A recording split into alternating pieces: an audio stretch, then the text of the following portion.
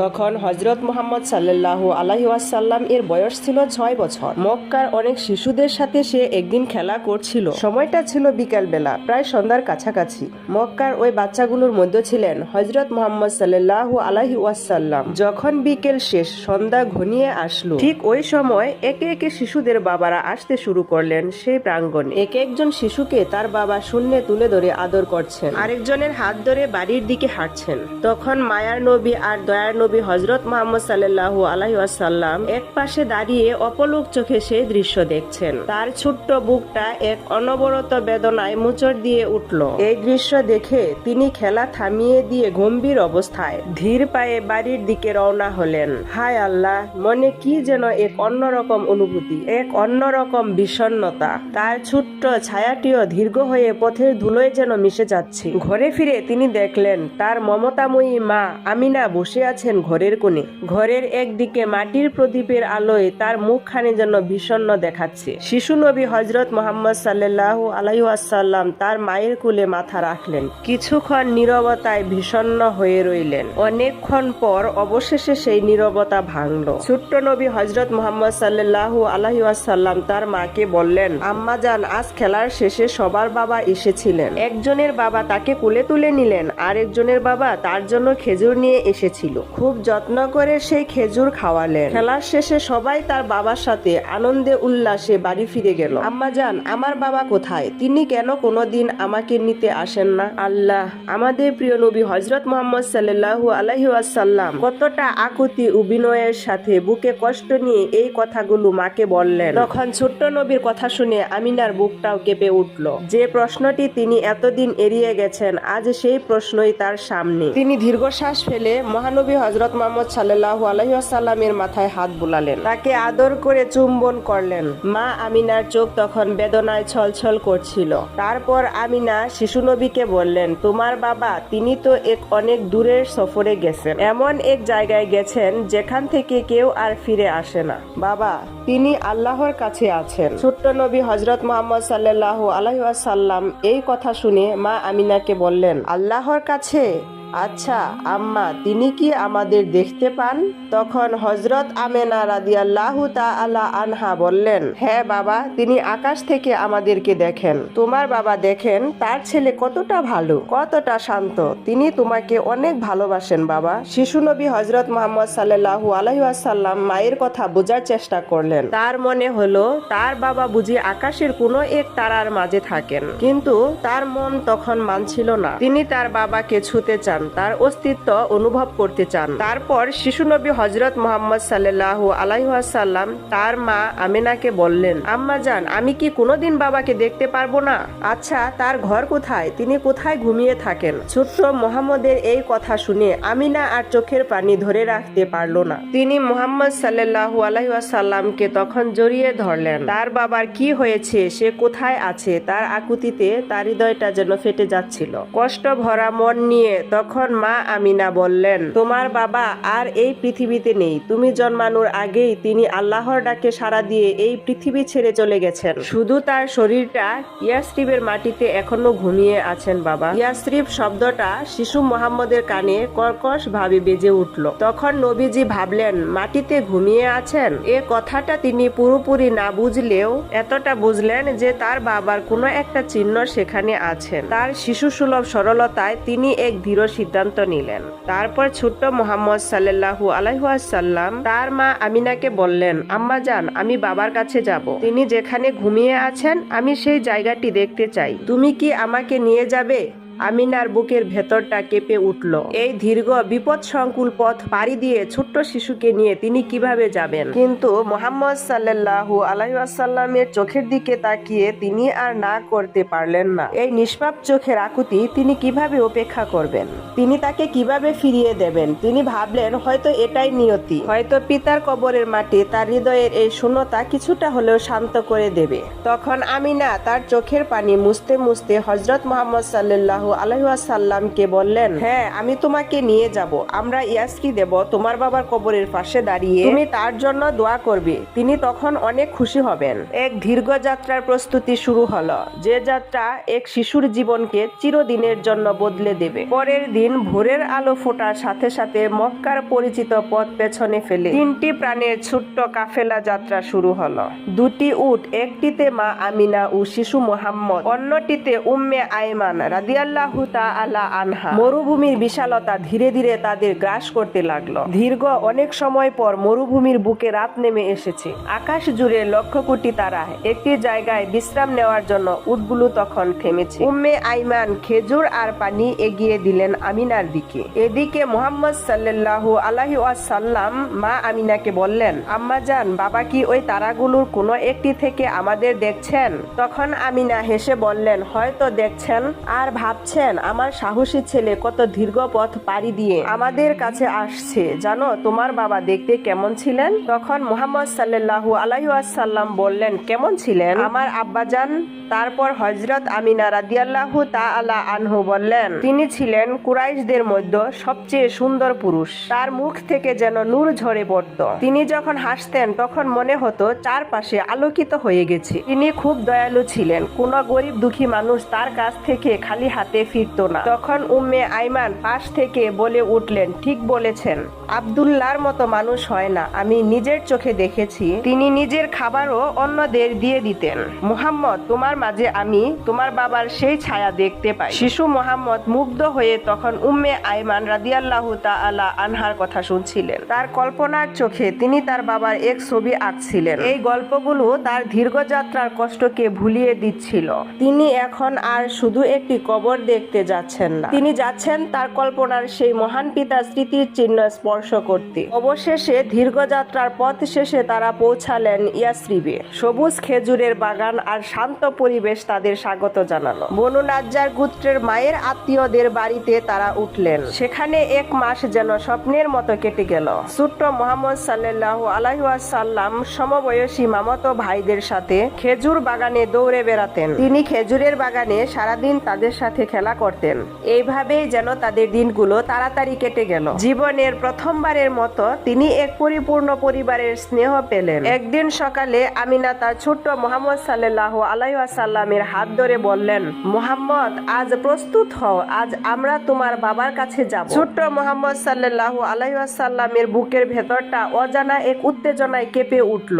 এরপর তারা হাঁটতে হাঁটতে দার আল নাবিগা নামক এক স্থানে পৌঁছালেন। সেখানে কয়েকটি কবরের মধ্যে একটি সাধারণ মাটির ঢিবির সামনে এসে হযরত আমিনা রাদিয়াল্লাহু তাআলা আনহু থামলেন। তার কণ্ঠ কান্নায় রুদ্ধ হয়ে আসছিল। আমিনা কান্নায় কাঁপা কাঁপা কণ্ঠে বললেন, হে মুহাম্মদ, এখানেই ঘুমিয়ে আছেন তোমার বাবা। ছোট্ট মুহাম্মদ সাল্লাল্লাহু আলাইহি ওয়াসাল্লাম স্তব্ধ হয়ে গেলেন। এই সেই জায়গা, এই মাটির নিচেই আমার বাবা।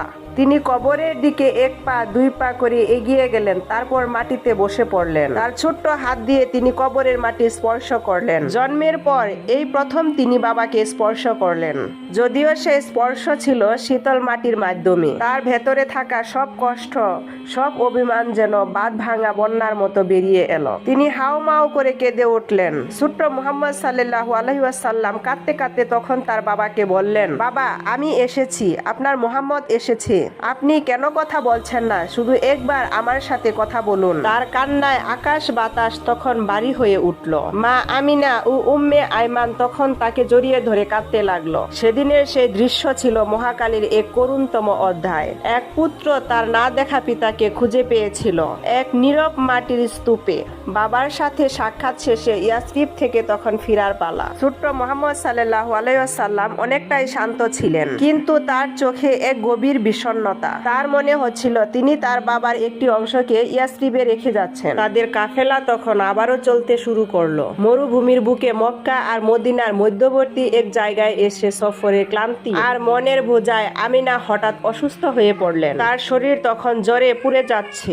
উম্মে আইমান তাকে দ্রুত উট থেকে নামিয়ে নিলেন, একটি গাছের ছায়ায় তাকে শুইয়ে দিলেন। তখন ছোট্ট মুহাম্মদ সাল্লাল্লাহু আলাইহি ওয়াসাল্লাম তার মাকে বললেন, আম্মাজান, তোমার কি হয়েছে? তোমার শরীর এত গরম কেন? তখন হযরত আমিনা রাদিয়াল্লাহু তাআলা আনহু তার পুত্রকে বললেন, কিছু না বাবা, আমি ঠিক আছি, একটু বিশ্রাম নিলেই ঠিক হয়ে যাবে। কিন্তু তার অবস্থা আরো খারাপ হতে লাগলো। তখন হযরত আমিনা রাদিয়াল্লাহু তাআলা আনহা বুঝতে পারছিলেন তার সময় ফুরিয়ে এসেছে। এই নির্জন প্রান্তরে তার এতিম সন্তানকে একা ফেলে যেতে হবে। এই চিন্তায় তার শারীরিক যন্ত্রণা আরো চাপিয়ে দিচ্ছিল। তারপর উম্মে আয়মান কান্না ভেজা কণ্ঠে তখন মা আমিনাকে বললেন, আমিনা একটু পানি পান করো, শক্তি পাবে। তখন আমিনা তার কথা শুনে সামান্য পানি পান করলেন। তারপর উম্মে আয়মানের দিকে তাকিয়ে বললেন, আমায় আর পানি দিও না, এইটুকু পানি মুহাম্মদের জন্য রেখে দাও। মক্কা এখনো অনেক দূরের পথে, ও তৃষ্ণা পাবে। এই চরম মুহূর্তেও তিনি সন্তানের কথা তখন ভাবছিলেন। মুহাম্মদ মায়ের হাত ধরে আকুল হয়ে কাঁদতে লাগলেন। ছোট্ট মুহাম্মদ সাল্লাল্লাহু আলাইহি ওয়াসাল্লাম তখন বললেন, আম্মাজান তুমি এমন করছো কেন? তুমি ভালো হয়ে যাবে, আমরা একসাথে মক্কায় ফিরে দাদা ভাইয়ের কাছে যাব।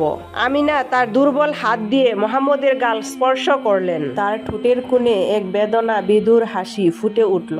তারপর আমিনা বললেন, আমার প্রিয় মুহাম্মদ, আমি তোমাকে জন্ম দিয়ে ধন্য। আমি জানি আল্লাহ তোমাকে এক মহান কাজের জন্য নির্বাচন করেছেন। তুমি হবে মানুষের পথ প্রদর্শক।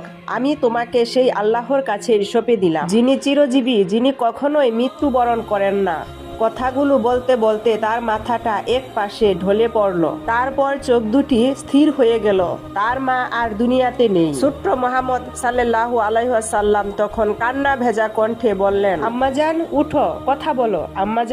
আম্মাজানের তখন আর কোনো সাড়া নেই। উম্মে আয়মান কান্নায় ভেঙে পড়লেন। তখন তিনি শিশু মুহাম্মদ সাল্লাল্লাহু আলাইহি ওয়াসাল্লামকে বললেন, তোমার আম্মা, তিনি আমাদের ছেড়ে চলে গেছেন, তিনি আল্লাহর কাছে চলে গেছেন। এই দৃশ্য দেখে শিশু মুহাম্মদ সাল্লাল্লাহু আলাইহি ওয়াসাল্লামের পৃথিবীটা যেন এক মুহূর্তেই থেমে গেল। যে বাবাকে তিনি খুঁজে পেয়েছিলেন কবরের মাটিতে, এবার সেই মায়ের কুলেই তিনি হারালেন তাকে। তিনি তার মায়ের নিথর দেহ জড়িয়ে ধরে এমন ভাবে চিৎকার করে কাঁদতে লাগলেন যে কান্নায় যেন আবহা পাথরগুলো গলতে লাগলো। সেদিন সেই নির্জন প্রান্তরে উম্মে আয়মান নিজের হাতে মাটি খুঁড়ে তার প্রিয় মনিবকে দাফন করলেন। এই দৃশ্য 6 বছরের এক শিশু পাথরের মতো দাঁড়িয়ে দেখলো কিভাবে তার পৃথিবীর শেষ আশ্রয়টুকু মরুভূমির বালিতে মিলিয়ে গেল।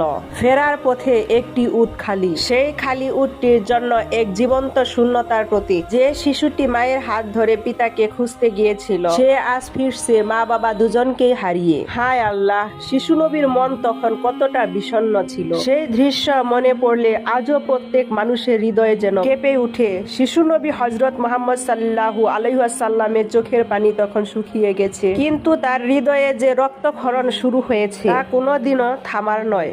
হযরত মুহাম্মদ সাল্লাল্লাহু আলাইহি ওয়াসাল্লামের ছোটবেলার আরেকটি কাহিনী। প্রিয় নবীর বয়স যখন মাত্র 9 বছর ছিল, তখন সেই সময় মক্কাতে কঠিন দুর্ভিক্ষ দেখা দিয়েছিল। মক্কার সর্বত্র বৃষ্টির ধারা বন্ধ হয়ে গিয়েছিল। ক্ষেত খামার শুকিয়ে মাটি হলুদ হয়ে গিয়েছিল। ফলে কূপ এবং ঝর্ণা শুকিয়ে গিয়েছিল।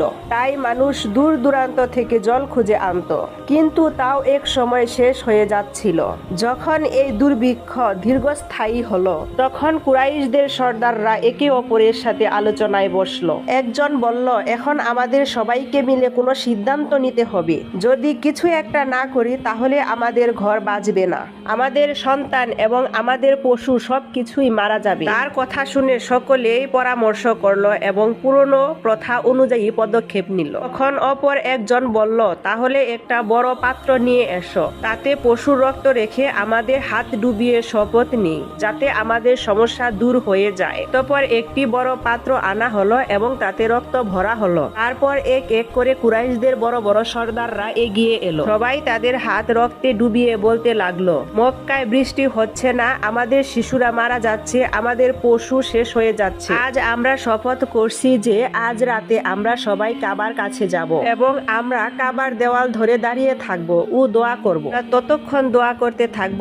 যতক্ষণ না বৃষ্টি আসে। যদি বৃষ্টি নাও আসে তবে আমরা সেখানেই মারা যাব। তারপর যখন মাঝরাত ঘনিয়ে এলো, তখন সেই বড় বড় লোকেরা যারা রক্তে হাত ডুবিয়ে শপথ করেছিল, তারা ধীরে ধীরে তাদের ঘর থেকে বের হতে লাগলো এবং কাবা শরীফের দিকে দিকে রওনা দিল। সেই লোকদের মধ্যে আল্লাহর প্রিয় নবী হযরত মুহাম্মদ সাল্লাল্লাহু আলাইহি ওয়াসাল্লাম এর চাচা আবু তালেব অন্তর্ভুক্ত ছিলেন। তাই আবু তালেব যখন তার ঘর থেকে বের হতে যাবেন, তখন শিশু মুহাম্মদ সাল্লাল্লাহু আলাইহি ওয়াসাল্লাম এটি দেখে কাছে এলেন এবং নরম ভাবে জিজ্ঞেস করলেন, চাচা যান, আপনি কোথায় যাচ্ছেন? তখন আবু তালেব থামলেন, নিজের ভাতিজার দিকে তাকালেন এবং জবাব দিলেন, হে আমার ভাতিজা, তুমি কি জানো না আমাদের মক্কা শুকিয়ে আছে, বৃষ্টি বন্ধ আছে এবং জলের অভাবে সবাইকে পেরেশান করে দিয়েছে। এই জন্য আমরা সবাই রক্তে হাত ডুবিয়ে শপথ করেছি যে যতক্ষণ বৃষ্টি না আসে ততক্ষণ আমরা কাবার দেওয়াল ধরে থাকব। আজ সেই প্রতিশ্রুতি পূরণ করতে যাচ্ছি। এটি শুনে আল্লাহর প্রিয় নবী হযরত মুহাম্মদ সাল্লাল্লাহু আলাইহি ওয়াসাল্লাম নিজের চাচা আবু তালেবের দিকে তাকালেন এবং নরম ভাবে বললেন, চাচা যান, আপনি আমাকেও নিজের সাথে নিয়ে চলুন। তখন আবু তালেব তৎক্ষণাৎ জবাব দিলেন, না বেটা, সেখানে মক্কার বড় বড় লোকেরা জড়ো হবে। এরা সবাই কুরাইশদের সর্দার। যদি আমি একটি শিশুকে সাথে নিয়ে যাই তবে লোকেরা আমাকে কি বলবে? কিন্তু ছোট্ট মুহাম্মদ সাল্লাল্লাহু আলাইহি ওয়াসাল্লাম আবার জোর করলেন। আবু তালেব নিজের ভাতিজাকে অত্যন্ত ভালোবাসতেন। ভাতিজার এই জেদ দেখে তার মন মানল না। অবশেষে তিনি বললেন, ঠিক আছে, এসো আমার সাথে চলো। এভাবে আবু তালেব তার ছোট্ট ভাতিজা মুহাম্মদ সাল্লাল্লাহু আলাইহি ওয়াসাল্লামের হাত ধরলেন এবং তাকে সাথে নিয়ে রওনা হলেন। অতঃপর তারা একসাথে চলতে চলতে খানায় কাবার কাছে পৌঁছে গেলেন। ওদিকে মক্কার সমস্ত বড় সর্দার এক এক করে কাবার কাছে জড়ো হলেন। গণনা অনুযায়ী মোট 32 জন বড় লোক সেখানে উপস্থিত ছিলেন। এরা তারাই ছিলেন যারা অঙ্গীকার করেছিলেন যে যতক্ষণ বৃষ্টি না আসে ততক্ষণ আমরা কাবার দেওয়াল ধরে থাকব। যখন মক্কার সাধারণ লোকেরা খবর পেল তখন তারাও তাদের ঘর থেকে বেরিয়ে এলো। পুরুষরা, মহিলারা, বৃদ্ধরা, শিশুরা সবাই এই আশায় খানায় কাবার দিকে অগ্রসর হলো যে হয়তো আজ বৃষ্টির জন্য কোনো পথ বেরিয়ে আসবে। ফলে ধীরে ধীরে খানায় কাবার চারপাশে মানুষের ভিড় বাড়তে লাগলো। দেখে মনে হচ্ছে পুরো মক্কা যেন এক জায়গায় জড়ো হতে লাগলো। কিন্তু সেই 32 জন সর্দার যারা রক্ত ভরা পাত্রে হাত ডুবিয়ে শপথ করেছিলেন, তারা সবাই কাবার একেবারে কাছে দাঁড়িয়ে গেলেন। এদের সাথে আবু তালেবও নিজের ভাইজি হযরত মুহাম্মদ সাল্লাল্লাহু আলাইহি ওয়াসাল্লামকে সাথে নিয়ে এসেছিলেন। যখন সেই লোকদের নজর একটি শিশুর উপর পড়ল তখন তারা সবাই অবাক হয়ে গেল। তৎক্ষণাৎ একে অপরের দিকে তাকাতে লাগলো এবং আবু তালিবের দিকে দৃষ্টি নিবদ্ধ করলো। তারপর কিছু লোক রাগের সাথে বলে উঠল, হে আবু তালিব, এটা কি করলে? তুমি এই বাচ্চাটাকে তোমার সাথে কেন নিয়ে এসেছো? তুমি কি জানো না আমরা সবাই মক্কার বড় বড় লোক?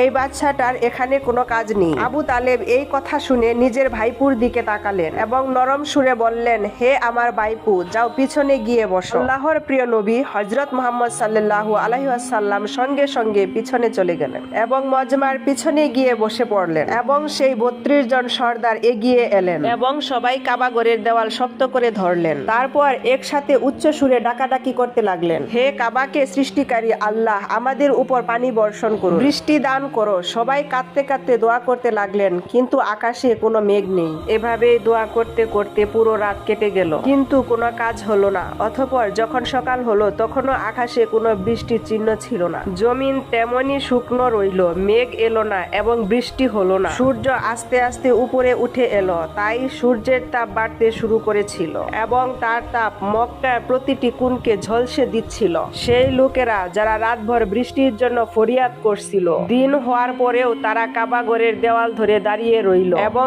বারবার একই দোয়া করতে লাগলো, কিন্তু আকাশ একদম পরিষ্কার, মেঘের একটি টুকরোও দেখা গেল না।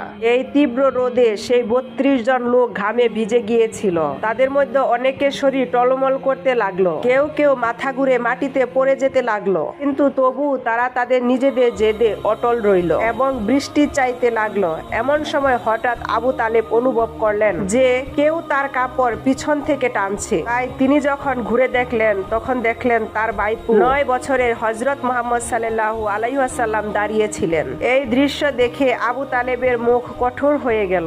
তিনি রাগে বললেন, হে মুহাম্মদ, তুমি এখানে কেন এসেছো? হযরত মুহাম্মদ সাল্লাল্লাহু আলাইহি ওয়াসাল্লাম অত্যন্ত আদবের সাথে বললেন, চাচা যান, আমাকে আসতে দিন, আমি দোয়া করব, তখন দেখবেন উপরওয়ালা পানি বর্ষণ করবেন। আবু তালেব এই কথা শুনে আরো অবাক হলেন এবং কঠোর সুরে বললেন, আমরা 32 জন মক্কার বড় বড় সর্দার রাতভর এখানে দাঁড়িয়ে রয়েছি, আমরা সবাই ফরিয়াদ করেছি, কিন্তু উপরওয়ালা পানি বর্ষণ করেননি। আর তুমি মাত্র 9 বছরের ছেলে, তুমি দোয়া করবে আর বৃষ্টি বর্ষণ হবে? যাও গিয়ে নিজের জায়গায় বসে পড়ো। চাচার মুখে এমন কথা শুনে আল্লাহ প্রিয় নবী হযরত মুহাম্মদ সাল্লাল্লাহু আলাইহি সাল্লাম আস্তে আস্তে পিছনে চলে গেলেন এবং গিয়ে নিজের জায়গায় বসে পড়লেন। এরপর সেই 32 জন লোক আবার বৃষ্টির জন্য ফরিয়াদ করতে লাগলেন। সবাই একসাথে উচ্চ সুরে পুনরাবৃত্তি করছিল, হে কাবাকে সৃষ্টি করনেওয়ালা, আমাদের উপর পানি বর্ষণ করো, হে কাবাকে সৃষ্টি করনেওয়ালা, পানি দান করো। এভাবেই সময় গড়িয়ে যেতে লাগলো। 2 থেকে 3 ঘন্টা আরো কেটে গেল, কিন্তু আকাশ তেমনি পরিষ্কার রইল না। মেঘ এলো না, বৃষ্টির কোনো চিহ্ন দেখা গেল। জমিনের তাপ আরো বেড়ে গিয়েছিল, সূর্যের তাপে লোকেরা নিস্তেজ হয়ে যাচ্ছিল। এমন সময় হঠাৎ আবু তালেব আবার অনুভব করলেন যে কেউ তার কাপড় পিছন থেকে টানছে। তাই তিনি ঘুরে দেখলেন আবারও ছোট্ট মুহাম্মদ সাল্লাল্লাহু আলাইহি ওয়াসাল্লাম দাঁড়িয়েছিলেন। তখন আবু তালেবের মুখে রাগের চিহ্ন দেখা গেল। তিনি কঠোর সুরে বললেন, হে আমার ভাইপো মুহাম্মদ, তুমি আবার এখানে কেন এসেছো? এই শুনে প্রিয় নবী সাল্লাল্লাহু আলাইহি ওয়াসাল্লাম অত্যন্ত নরম সুরে বললেন, চাচা যান, আমি এবার পানি চাইতে আসিনি, আমি তো আপনার ঘাম মুছতে এসেছি। ফলে নবী করিম সাল্লাল্লাহু আলাইহি ওয়াসাল্লাম নিজের চাদর সামলালেন এবং ভালোবাসার সাথে নিজের চাচা আবু তালেবের মুখ থেকে ঘাম মুছলেন। এটা দেখে আবু তালেবের মন গলে গেল এবং নিজের ছোট্ট ভাই বুকে জড়িয়ে ধরলেন। এই সময় ছোট্ট মুহাম্মদ সাল্লাল্লাহু আলাইহি ওয়াসাল্লাম আস্তে আস্তে বললেন, চাচা যান, আমাকে আসতে দিন, আমি একটা কাজ করব আর উপরওয়ালা পানি বর্ষণ করবে। এই কথা শুনে কাছে দাঁড়িয়ে থাকা একজন লোক চিৎকার করে বলল, হে মক্কার লোকেরা, সুসংবাদ, পানি এসে গেছে। লোকেরা অবাক হলো এবং মুহাম্মদ সাল্লাল্লাহু আলাইহি ওয়াসাল্লামের দিকে মনোযোগী হলো। সবাই ডাকলো, হে মুহাম্মদ, চলে এসো, তাড়াতাড়ি চলে এসো। ফলে মুহাম্মদ সাল্লাল্লাহু আলাইহি ওয়াসাল্লাম এগিয়ে এলেন এবং কাবার কাছে দাঁড়িয়ে জিজ্ঞাসা করলেন, তোমরা কি করছিলে? লোকেরা বলল, আমরা বৃষ্টির জন্য দোয়া করছিলাম। তখন মুহাম্মদ সাল্লাল্লাহু আলাইহি ওয়াসাল্লাম বললেন, যখন তোমরা দোয়া করছিলে তখন আমি পিছনে ছিলাম, এখন যখন আমি দোয়া করব আর তোমরা সবাই আমার পিছনে থাকবে। এটা শুনে 20 জন লোক আদব করে পেছনে সরে গেল, কিন্তু 12 জন সর্দার অহংকার করে বলল, এই 9 বছরের ছেলেটি সামনে আর আমরা পেছনে, আমাদের ইজ্জত কমে যাবে। তখন মুহাম্মদ সাল্লাল্লাহু আলাইহি ওয়াসাল্লাম শান্তভাবে বললেন, হে মক্কার লোকেরা, পেছনে সরে যাও, কারণ এখন যদি আমি পেছনে সরে যাই তাহলে বৃষ্টি আর কখনো আসবে না। তখন 20 জন লোক ঘাবড়ে গেল এবং 12 জন জেদি সর্দারকে বলল, সাবধান, যদি মুহাম্মদ সাল্লাল্লাহু আলাইহি ওয়াসাল্লাম পেছনে সরে যান তাহলে আমরা সবাই ধ্বংস হয়ে যাব। এটা শুনে সেই 12 জন লোকও নরম হয়ে গেল এবং সবাই পেছনে সরে গেল। এভাবে মক্কার বড় বড় সর্দাররা ছোট্ট মুহাম্মদ সাল্লাল্লাহু আলাইহি ওয়াসাল্লামের পেছনে দাঁড়ালো। সর্দাররা বলল, হে মুহাম্মদ, এখন তুমি দোয়া করো। তখন আল্লাহর প্রিয় নবী হযরত মুহাম্মদ সাল্লাল্লাহু আলাইহি ওয়াসাল্লাম নিজের হাত মুবারক উপরে তুললেন। তিনি নিজের পবিত্র হাত এমন ভাবে তুললেন যে তার বগলের শুভ্রতা দেখা যাচ্ছিল। তিনি দোয়া করার ভঙ্গিতে দাঁড়িয়ে গেলেন। তখন তার হাত মোবারক কাবার দেওয়াল থেকে মাত্র অল্প দূরে ছিল। এই অবস্থায় তিনি দোয়া করতে শুরু করলেন। তখন সবার চোখ কাবার দেওয়ালের উপর ছিল, কিন্তু কিছু লোক মুহাম্মদের দিকেও তাকাচ্ছিল। তিনি দোয়া করতে শুরু করলেন, হে আল্লাহ, হে আল্লাহ, হে আল্লাহ। তিনি শুধু এই 3টি শব্দই বললেন, কিন্তু তিনি এমন ভাবে কাঁদছিলেন, তার চোখের পানি এমন ভাবে গাল বেয়ে ঝরছিল। যারা তার দিকে তাকিয়েছিল তাদের মন গলে যাচ্ছিল, যারা তাকে রাগ করেছিল তারাও অনুতপ্ত হলো। যখন আল্লাহর প্রিয় নবী হযরত মুহাম্মদ সাল্লাল্লাহু আলাইহি ওয়াসাল্লাম কাঁদতে কাঁদতে এই 3টি শব্দ বললেন, তখন সাথে সাথে কাবার পিছনের দিক থেকে এক খণ্ড মেঘ দেখা গেল। কেউ কিছু বোঝার আগেই সেই মেঘ খণ্ড মক্কার উপরে এসে গেল। সাথে সাথে পুরো আকাশ কালো হয়ে গেল আর কিছু মুহূর্তের মধ্যে মুষলধারে বৃষ্টি শুরু হয়ে গেল। বৃষ্টি এত দ্রুত এবং এত জোরে নামছিল যে মক্কার পুরো জমিন জলে ভিজে গেল। যারা বৃষ্টি চাইছিল তারা সবাই খুশি হয়ে গেল, তাদের মনে আর কোনো অহংকার রইল না। এখন তারা সবাই দৌড়াতে লাগলো। তারা সেই রক্ত মেশানো পাত্রের দিকে দৌড়াতে লাগলো। তারা সেই পাত্রের উপরে হাত ধরে দাঁড়িয়ে রইল। তাদের হাত রক্তে মাখা ছিল, কিন্তু উপর থেকে বৃষ্টি এত জোরে পড়ছিল যে সেই বৃষ্টির জলের মাধ্যমে হাত ধুয়ে পরিষ্কার হয়ে গেল। তাদের রক্তও পরিষ্কার হলো এবং তাদের অন্তরও পরিষ্কার হলো। তখন মক্কার প্রত্যেকটি মানুষ আল্লাহর প্রিয় নবী হযরত মুহাম্মদ সাল্লাল্লাহু আলাইহি ওয়াসাল্লামকে ভালোবাসার সাথে দেখছিল। তাদের মনে একটি চিন্তা আসছিল, এই 9 বছরের ছেলেটি কতটা পবিত্র। বন্ধুরা, ভিডিওটি ভালো লাগলে অবশ্যই লাইক কমেন্ট করে আমাকে জানাবে এবং সাবস্ক্রাইব করে পাশে থাকবে। আসসালামু আলাইকুম ওয়া রাহমাতুল্লাহ।